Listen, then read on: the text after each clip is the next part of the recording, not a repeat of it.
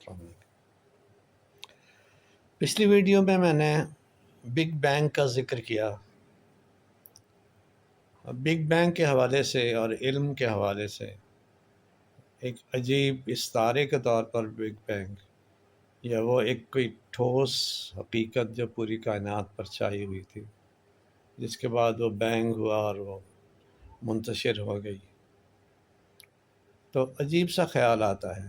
مجھے لگتا ہے کہ ایک کائنات کی ضخیم ترین کتاب ہوگی وہ جو جس کا بینگ ہوا ہوگا، وہ ایک مجسم وجود جو اس وقت کائنات کی شکل ہوگا، وہ ایک کتاب ہوگی جس میں کائنات کے ان گنت علوم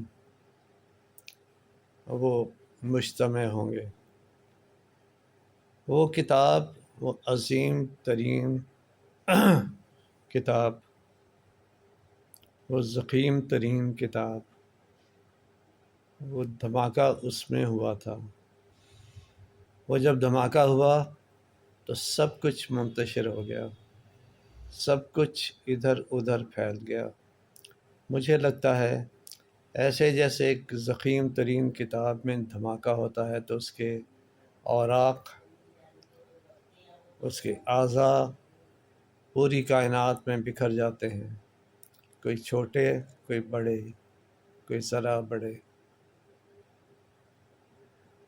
اس طرح سے کئی علوم جو ہیں مختلف، آپ اسے پلینٹس کہہ لیں، میٹیئرس کہہ لیں، سٹارز کہہ لیں، دوسری ہیونلی باڈیز کہہ لیں، تو وہ سارے جو ہیں وہ دراصل وہ کتابیں ہیں، چھوٹی چھوٹی صفحات ہیں علوم کے، وہ جزوی حصے ہیں جنہیں ہمیں مجتمع کرنے کی ضرورت ہے، جنہیں ہم اکٹھا کر کے